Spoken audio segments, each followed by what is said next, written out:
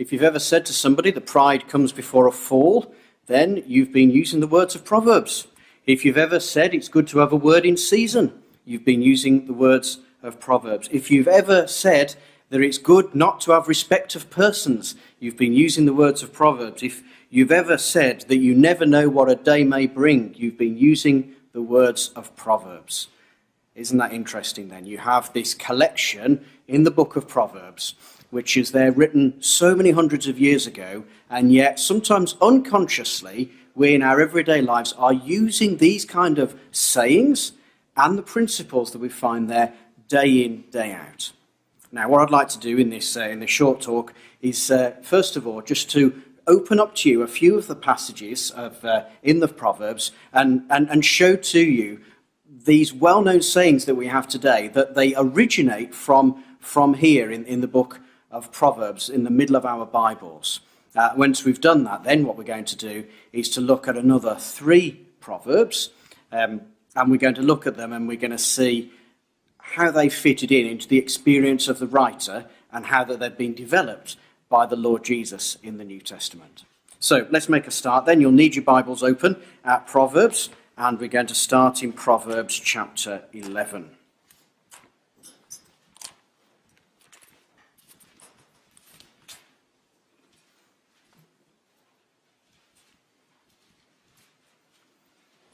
So here what we're doing is by way of whetting your appetite to show you that when you open up some of the pages in this treasure trove of Proverbs and pieces of advice, you'll find in there things that you'll recognise from the things that we say every day. So if you're there in Proverbs chapter 11, have a look there in verse 2. When pride cometh, then cometh shame, but with the lowly is wisdom. And that's where we get our phrase from then that says that pride comes before a fall. It is developed later on in the Bible, and it's developed also in literature that have come since the writing of the Bible to now. So that's why it's in such common usage. But we find this, something that we're so familiar with saying, here tucked away in Proverbs 11 and verse 2. I made reference, didn't I, also to a word in season, and we find that in the Proverbs as well. Let me show you where this is. It's in Proverbs 15.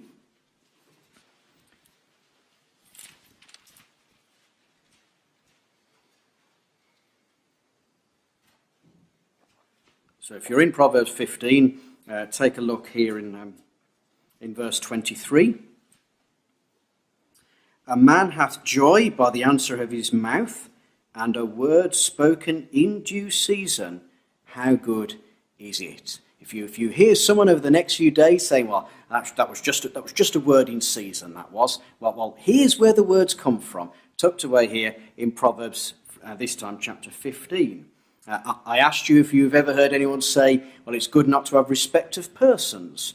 Well, if you've got Proverbs open, have a look in chapter 24, and you'll find that that's where we get that phrase from.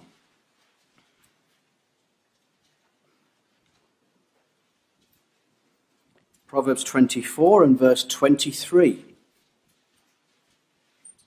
These things also belong to the wise. It is not good to have respect of persons in judgment. So again, if you hear someone say that in the next few days, then this is where it's coming from. It's the person has unconsciously opened up this treasure trove here in the book of Proverbs, and he's selecting one. Of course, they're not doing that consciously, maybe, but subconsciously, because it's found its way into our kind of vocabulary. And you never know what a day may bring. Well, Proverbs 27, it's here. Very good advice as well. Proverbs 27, verse 1. Boast not thyself of tomorrow, for thou knowest not what a day may bring forth. Yeah, so clearly you'd need to make your plans, but let's recognise that actually we never know what a day may bring. It's just good common sense, isn't it? You know, people around us would recognise that makes good common sense, that whilst you make your plans, you recognise that there will be surprises that will come along the way. And the reason for bringing this to your attention, then, as we open up our thinking about Proverbs, a guide to life, is to just show that although this book was created and brought together so many hundreds of years ago, it's actually very relevant for our lives today here in the 21st century. So, after having whet your appetite with that to say, actually, this is actually a lot more up to date than you might think, let me give you now a bit of the background to this book. It's better considered as an anthology. An anthology there is a collection of things. In this case, it's a collection of wise sayings, a collection of proverbs, most of which were written down and brought together by a king of Israel, King Solomon. Now, King Solomon lived around about 950 years before the time of Christ, and he reigned in Israel. He reigned in Israel at what you might call the golden age for that nation. Many nations around the world would have their own golden age. So the Spanish would have it in medieval times, and the British would have it a little bit later on. For Israel, their golden age was around about here, about 900 years BC, at a point where they managed to constitute their own land, they got their own people, they got their own king, and things were at rest. So Solomon's father, David, was the king who brought about the stability of that nation and made it possible for their enemies to be pushed back, and for people then, by the time of David coming to the end of his reign, had got to a place where it was a peaceful and prosperous place to live.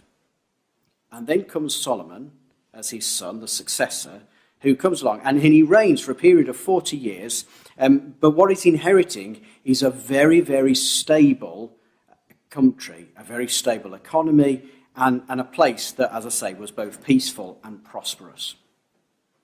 And it's this man, then, that's penned most of these wise words. Now, what the Bible tells us is that when it was told him that it was, as it had been promised, that the king would pass from David to his son, that he was the son that was going to inherit. I mean, what a great thing to inherit. I mean, normally, what kings inherit is the problems of their fathers, isn't it? But in the case of Solomon, what he inherited was the dream of a kingdom to govern over. And so, religious man as he was, he approached God in prayer and said, I don't ask for wealth. What I ask for is wisdom. He recognised the great responsibility that he'd been charged with to be the king, the ruler over this people. It wasn't immediately apparent to him that he'd got to push back that neighbour or he'd got to push back that enemy, because that had already been done. And therefore what he wanted was not wealth or strength or military might. What he wanted was wisdom. Wisdom so that he could rightly lead this people into whatever should come into their path. And the Bible tells us that God told him that he would be given a double portion of wisdom, that he would become one of the wisest, if not the wisest man that's ever lived. And I think it's a proverb of itself today, isn't it, where people would say, you would need the wisdom of Solomon to decide between this or that. If you've got a balance, you've got to strike between two extremes, people would say, or they recognise if it was said, that's a tricky thing to decide. You need the wisdom of Solomon to be able to make that judgment. And they're referring back to this person here then, that asked for wisdom and was given wisdom. And in the book of Proverbs, in this treasure trove of good pieces of advice, the advice is, in most cases, is coming from that man that got all this. Isn't that great then? So if you think about this person that lived so long ago, I mean, we're nudging 3,000 years, so long ago. What information do we have of this country of 3,000 years ago? I mean, it's emerging, but it's scant still. But whereas look at this, you've got this whole collection of these wise things that this man said of so long ago, and we've got them here in our Bibles, and you can get Bibles on your phones. You know, you can actually be never more than a tap away from the wisdom of this man that lived so long ago. And it's been validated as well, hasn't it? Because, as we say, there are certain phrases that we would recognise, if not used today, that are taken from the things that he wrote down. So, we can see that many of the things that we use today, and we say today, can be found in this book. And I've told a little bit about where this book comes from and who caused it to be written down.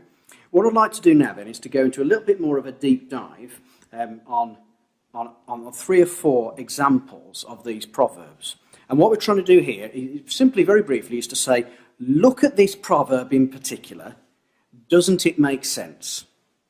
And then after having said that, I will wrap a little bit of a story around it that shows why Solomon, in this case, was caused to write down that proverb. What his life experience was that meant that he wanted to write that down and have it written down such that so many hundreds or thousands of years later, people would still be getting the benefit of that wisdom.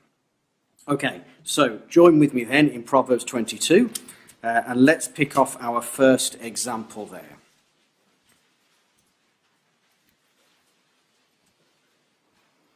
What you find with the book of Proverbs is that because it is an anthology, it's a collection, that sometimes it can be quite challenging to read it. When you read, we try and get the flow of a narrative, don't we, as a story. And that can be quite challenging here, because what it is a collection of wise sayings. So what we're going to do is going to be delving into 3 or 4 of them in isolation and see what you think.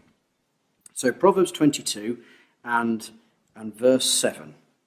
The rich ruleth over the poor, and the borrower is servant to the lender. I mean, doesn't that make sense in today's world? Yeah, just think about yourselves. You might be debt-free. And if you are debt-free, then people will say that you are financially independent.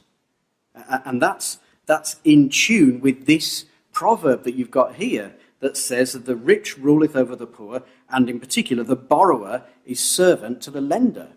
Yeah, so I know that first thing tomorrow morning, I'm going to have to be on the train going to work because I've got a mortgage and needs to be paid. I'm being lent this money and I'm servant to them. It sounds a bit onerous when you put it like that, but that's the reality, isn't it? I'm servant to them until it's paid off. And the same would go, wouldn't it, for not just a mortgage, but credit card bills and store cards and any ongoing payments that we've got. We recognise that we're duty-bound to do certain things because we are the borrower and we are servant to the lender. In the New Testament, you might keep a marker there in Proverbs 22, but in the New Testament, Jesus was going to use this principle as a means of explaining the principles around forgiveness. And I'd just like to show you this. If you could turn in your Bibles to Matthew chapter 18.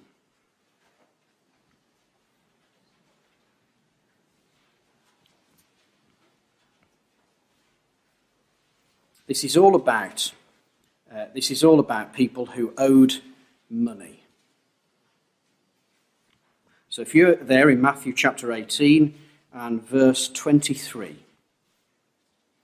Therefore is the kingdom of heaven likened unto a certain king, which would take account of his servants. Now, notice the word, he's taken account of his servants. And the principle that we extracted from Proverbs 22 was that the borrower is servant to the lender.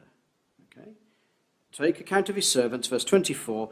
And when he had begun to reckon, one was brought unto him, which owed him 10,000 talents. So just think of the power that the lender has got over the borrower. In this case, 10,000 talents. It was an amount that he could never pay back. It was so huge. Verse 25, but for as much as he had not to pay, his Lord commanded him to be sold, and his wife and his children, and all that he had, and payment to be made. And the servant therefore fell down and worshipped him, saying, Lord, have patience with me, and I will pay thee all. Do you see how that principle that you find in Proverbs 22 is coming out in this really accessible graphic story that Jesus is saying? When he's saying, look at this person that owed so much, and he was totally at the mercy of the man that had lent him all of those talents. So much so that he's falling down and saying, verse 26, the servant therefore fell down and worshipped him, saying, Lord, have patience with me, and I will pay thee all. Well, that Lord was a good Lord, and he forgave him the whole lot. He forgave him the whole lot. And so he was released, and all of a sudden you'll see that the one who was servant isn't anymore. He's been freed from the debt, and in the process of being freed from the debt, he's freed altogether. But look what he does next. Verse 28. The same servant went out and found one of his fellow servants, which owed him 100 pence. And he laid hands on him, took him by the throat, saying, Pay me that thou owest. the same principle, isn't it, working its way through here, that says that the borrower is servant to the lender. He tried the same. He said, verse 29, have patience with me and I'll pay thee all. And you see that same dynamic is there, that the one who is the borrower is servant to the lender. So I don't know about your life circumstances, but I'm going to be thinking about this first thing in the morning. I'm going to be thinking when I'm on a train that I perhaps don't want to be on and it's too crowded and hot and sweaty there, or freezing cold maybe. I'll be thinking, well, there's a principle behind this, and actually that principle could be found all these years ago, right back in the book of Proverbs, saying that the borrower is servant to the lender. Okay, so there's one example to show you the relevance that you've got of Proverbs when you look at that, in that particular case, chapter 22. Okay, let me take you to the second one then, which is in Proverbs again, and this time Proverbs 24.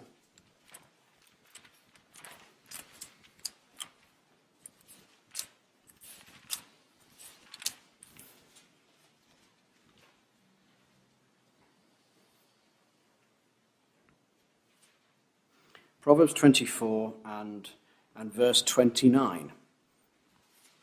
And there you'll see here there's some really, really good guidance for us as we try and live our lives. For Proverbs 24 verse 29 says, say not, I will do so to him as he hath done to me. I'll render to the man according to his work. He's done that to me, so I'm going to do the same to him. Don't do that. Don't do that, says the proverb.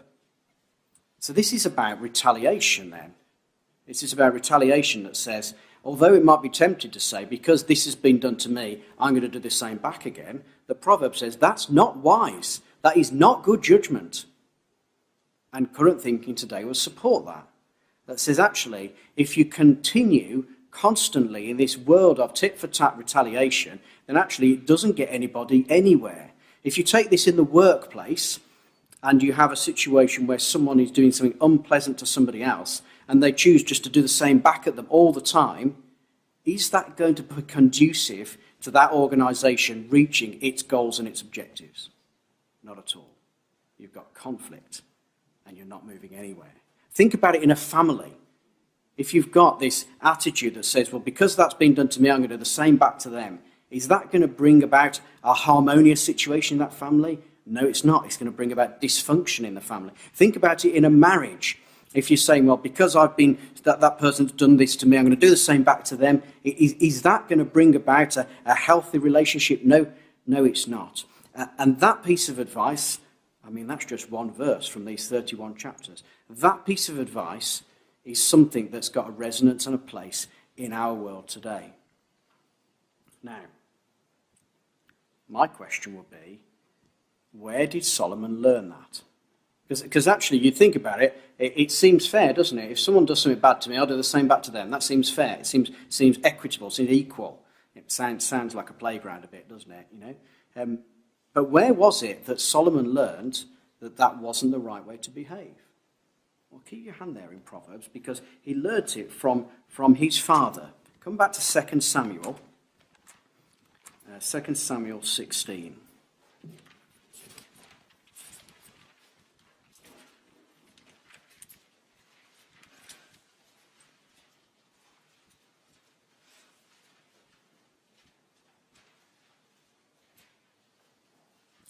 Let me tell you what's going on here in 2 Samuel 16. There's been, in the house of David, do you remember the king that pushed back all his enemies and set up this golden age, this peace and prosperity? Well, actually, it's before he's got to that point. It's during the time where he's trying to put down all this rebellion, that actually there's a rebellion that comes from his own house.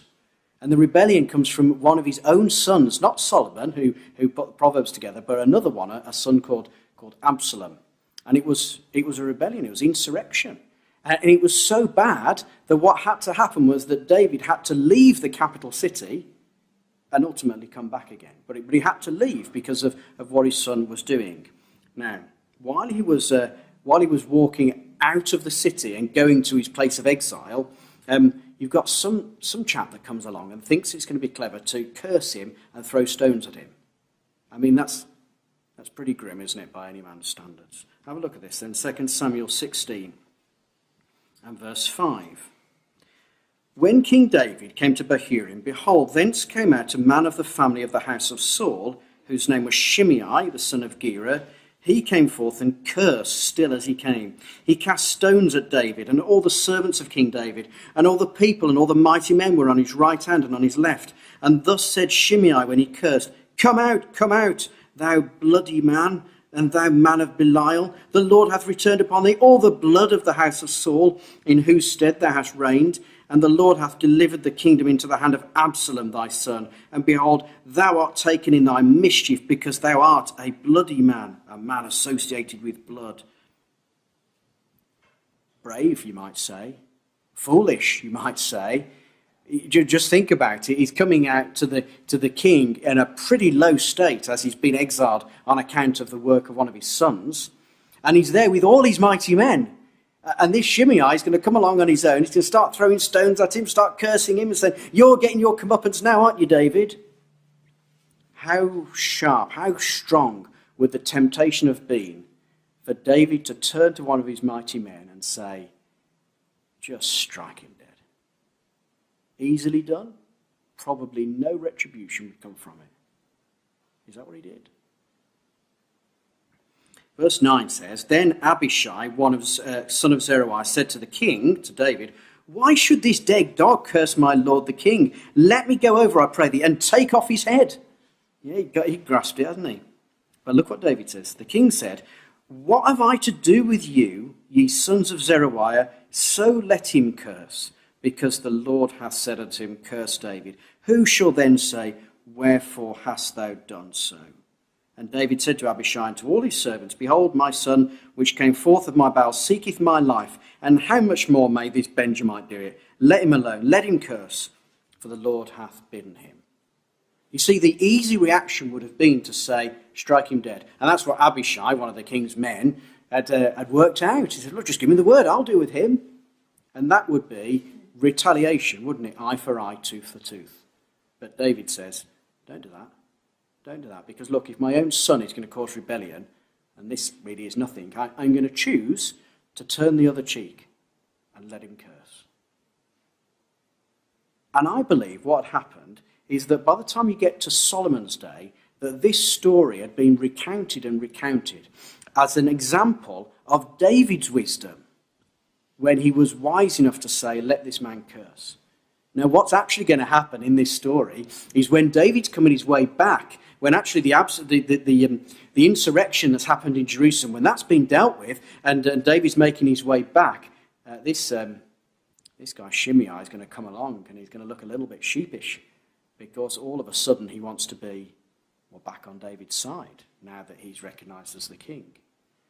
And David, because he's not struck him dead, he's able to deal with him gently and set an example to all of his people that actually this is the way you deal with difficult people. You let them be as they are. You don't just retaliate in exactly the way that they mistreat you. Way ahead of his time. Way ahead of his time. An example of David, which then Solomon wrote down, that, as we've seen there in Proverbs 24, say not, I will do to him as he has done to me. And that again is something that Jesus picks up on in the Sermon on the Mount. So if you'd like to have a look in Matthew chapter 5, you'll see here that this piece of wisdom that I think comes from before the time of the Proverbs was written down as one of the Proverbs, now is made part of the Christian life in Matthew chapter 5. Matthew chapter 5, verse 38.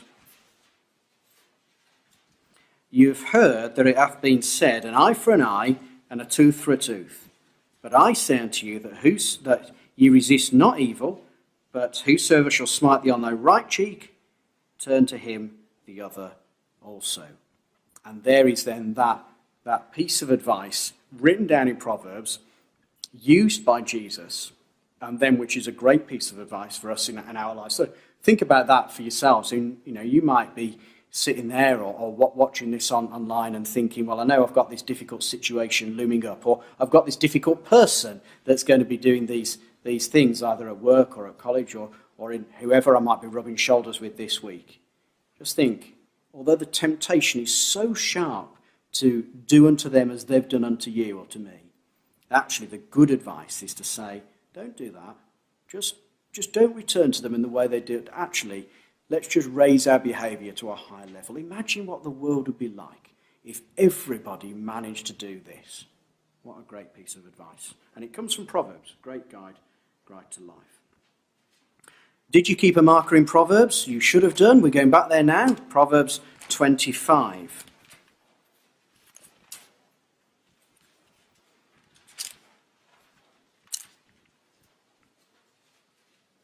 Proverbs 25. This is a great piece of advice, this is. And it's really easy, actually, to apply it into lots and lots of different daily circumstances. Okay, so we find it here. Proverbs 25, verse 7. For better it is that it be said unto thee, come up hither, than that thou shouldest be put lower in the presence of the prince whom thine eyes have seen. What a good piece of advice that is. It's saying that, well, isn't it, it just makes sense. Let's just work it through together for a minute. Wouldn't it feel better for you to be invited to say, no, you don't need to sit there. You need to come to this special seat which has been reserved for you. You know, imagine if this was at a wedding, you know, where it's all quite a big deal, isn't it? Where everybody's going to sit. Imagine then that you're snuck in at the back and someone can say, well, no, we've got a seat for you. You've got to sit here right at the front. You might be a bit embarrassed, but inside there's a little part of you that would be loving it, wouldn't you? As you walk to the front and take a really good seat. And compare that with the opposite, where you sit down at the front and someone says, nice to see you, but this isn't your seat. You need to go a bit further back, because that's where your seat is. And imagine the shame you'd experience as you make your way back.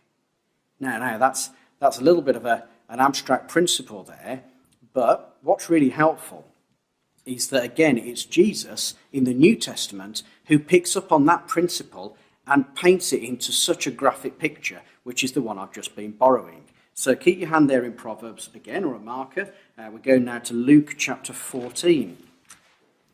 And here see that example brought out for us. Jesus is picking up on the sentiment in that proverb in Luke 14, where verse 7 says this. He put forth a parable to those which were bidden, when he marked how they chose out the chief rooms, saying unto them, when thou art bidden to any man to a wedding, sit not down at the highest room, lest a more honourable man than thou be bidden of him. And he that bade thee and him come and say, give this man place, and thou begin with shame to take the lowest room. But when thou art bidden, verse 10, and go and sit down at the lowest room, that when he that bade thee cometh, he may say unto thee, friend, go up higher. Then shalt thou have worship in the presence of them that sit at meat with thee. For whoever exalts himself shall be abased, and he that humbles himself shall be exalted. So there's the principle then that says it's better to be asked to come up higher than it is to be asked to step down a little bit. And there, with the help of the words of Jesus, we can apply that to a wedding. But I think you can apply it to lots and lots of daily situations. Just imagine. Imagine there's a boardroom and somebody is invited in and to comment, and they make it clear that they are an expert on the topic. They're an expert on the topic. They have had decades working in this field, and they give their opinion, which, in the view of the rest of the board, they decide is not valid, and they're going to do something else. It's pretty hard to stomach, isn't it? And the problem there is where the person comes in and says, this is what I know. This is therefore why I'm a specialist. This is why you should listen to me. And actually, wouldn't it be better in that situation for everyone to actually refrain their lips a little and be judged by their contribution of the moment? And if everyone can say then, wow, that's a really good bit of insight. I think you deserve promotion. Wouldn't that go better than someone looking saying, that's a strange thing to say. I don't think we need this specialist anymore. And that would be applying it in the case of the boardroom. So we've seen here you could apply this in a wedding, into a boardroom. You can apply it to any kind of group activity. You could apply it indeed to whether you're going to stand up and give someone else a place on the train or the bus as well. You see, once you start to think about this proverb, you can see that it, along with so many others, are a really good, handy piece of advice that we can take into our everyday lives. So what have we thought about then? We've thought about that the borrower's servant to the lender. We've thought that it's not good to be in the spirit of retaliation, that say not to him, I will do to him as done to me. We've thought about it's better to be invited to go to a higher place than to be invited to go to a lower one. Let me just give you a fourth one. I said there'd be three, but I'd like to give you one for free extra. And that's in Proverbs, again, back to Proverbs 29.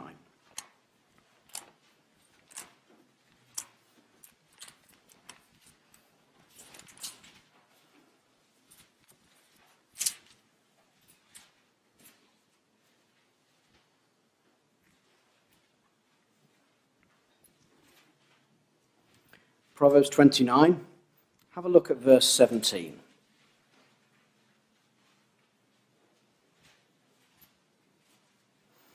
Proverbs 29, verse 17, it's great advice for fathers and sons and mums and daughters. Correct thy son, and he shall give thee rest. Yea, he shall give delight unto thy soul. Be careful with this, haven't you? But you've got to be careful because you've got to exercise the wisdom of Solomon in how you mete out that correction. But the principle is a child unpunished, a child uncorrected, a child with no guidance, completely left to their own devices, is unlikely to turn into a helpful citizen, a citizen that's going to make a meaningful contribution to the world in which they live. They're very unlikely. It happens, I grant, but very unlikely. The parent's job, the parent's duty is to correct their son, their daughter. And if they do, and if that works, and it's not an easy task, but if that works, then there will be moments when they will give them rest and when they will give them delight to thy soul. So let's just think a little bit about Solomon, the one who wrote this down. What gave him the right, the knowledge to write that proverb down? Well, aside from the point that he'd gone and asked, the Bible tells us he asked in prayer to God to give him such wisdom, and he wrote it down, very generous of him. Also, he grew up in a family where there was nowhere near enough of this kind of correction. He grew up in a family where he looked at his stepbrothers and stepsisters and saw absolute chaos. Absolute chaos. I mean, for example, you're going to have, in this family, you're going to have a stepson taking advantage of a stepdaughter in the most horrible way. You're going to see murder between stepbrothers. It's a very extreme example of a family that's gone wrong. And it's because there was not sufficient correction in that family when they were there growing up. And Solomon was able to look at that and say, look at what's going on around me. What's going on here? And as a result of that observation was to say exactly what you find then here, that correct your son, and then he'll give thee rest, and he'll give delight unto thy soul. And don't do it, and then the opposite is true. Well, really, I just wanted to give you a flavour here of what we've got in Proverbs, and that is to say it's a treasure trove of great pieces of advice for life that we find tucked away in the middle of our Bibles, written by this very wise man, Solomon, and they're there. Now, I recognise it might be a challenge for us to think, to open up the book of Proverbs when we've got a difficult problem in life, but if only we would, we'd find it to be, as I've described, this treasure trove which has got all these wise sayings in that would be really good for us if we made them part of our everyday decision making. Now, before I finish, I've got to give you the overriding principle that comes out from the book of Proverbs. Because you may have noticed that a lot of the Proverbs we've been looking at have been later on in the book, in this collection of Proverbs and sayings. Because there's 31 chapters here, and we've been looking at chapter 22 onwards.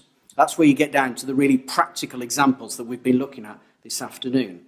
But when you go earlier in the book, you'll see the overriding principle, the guiding light, if you like, that shapes all of these wise sayings. Can you have a look in Proverbs chapter 3?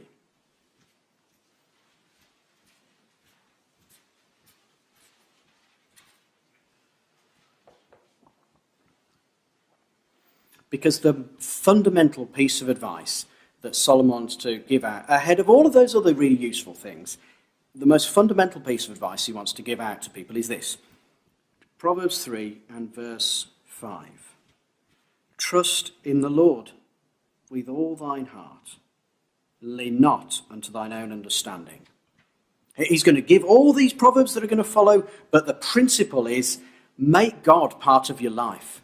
Trust in the Lord, trust in God, and don't just trust in your own judgments. That actually, he says, when you find yourself in those different situations, when you find yourself at work, then actually make God part of your decisions in prayer, and also consciously that when you're making a decision, you're using godly wisdom, not just what you can think up yourself.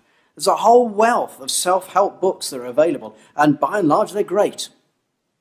But the advice that comes from here is don't just work on your own understanding, but overlay it with this principle of trusting in God.